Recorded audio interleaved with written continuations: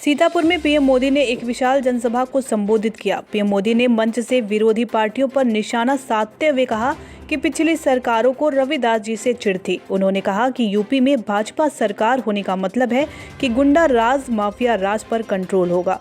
उन्होंने कहा कि यूपी में भाजपा सरकार का मतलब त्योहारों को मनाने की आज़ादी और महिलाओं और बेटियों को मंचलों से आज़ादी और तो और गरीबों के लिए निरंतर कार्य बीजेपी सरकार में ही हो सकता है। पीएम मोदी ने कहा कि यूपी में भाजपा सरकार ने झोपड़ी और कच्चे मकानों में रहने वाले लोगों के लिए 34 लाख पक्के घर बनाकर दिए हैं।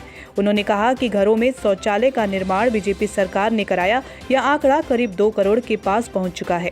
पीएम मोदी ने कहा कि दिल्ली में सरकारें चलाने वालों को इज्जत घर की समझ नहीं है। पीएम मोदी ने कहा कि बीजेपी सरकार से पहले घरों में महिलाओं को धुएं में खाना बनाना पड़ता था। इससे आज़ादी दिलाने के लिए बीजेपी सरकार ने महिलाओं को सम्मान और धुएं से आज़ादी दिलाने के लिए उज्ज्वला योजना के तहत करोड़ों गैस कनेक्शन दिए हैं। बल्कि बिजली का बिल भी कम हुआ। यूपी के लोगों के भी सैकड़ों करोड़ रुपए एलईडी बल्ब की वजह से बचे हैं। भाई और बहनों, योगी जी के नेतृत्व में रोजगार और स्वरोजगार की दिशा में भी अभूतपूर्व प्रयास किए गए हैं। मैं एक और आंकड़ा देना चाहता हूं, जो कोरी बातें करने वालों की पोल खोलने के लिए बहुत जरूरी है। 2007 से लेकर 2017 तक के 10 सालों में इन्होंने 2 लाख से भी कम सरकारी नौकरियां यूपी के युवाओं को दी थी। कितनी नौकरियां भैया? 2 लाख से कम। कितनी? 2 लाख से कम। कितने? 2 लाख से कम।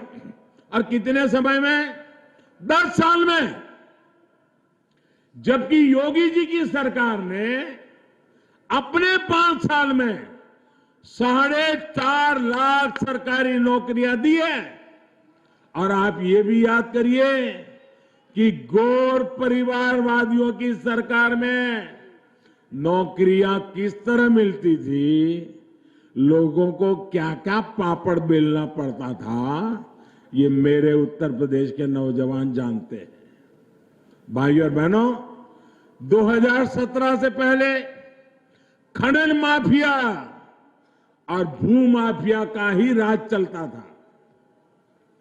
माफियावादियों को तब बार बार बाढ़ से जूझते सीतापुर के गांवों की चिंता क्या कभी हो सकती है क्या, जो लूटने में लगे हैं? योगी जी की सरकार ने इस चुनौती के समाधान के लिए ईमानदार प्रयास किए। नैमिषारण्य को लेकर भी गौर परिवारवादियों का रवैया क्या था, वो आप मुझसे ज्यादा जानते हैं। हमारी सरकार ने नैमिषारण्य के विकास के लिए भी ठोस कदम उठाए हैं।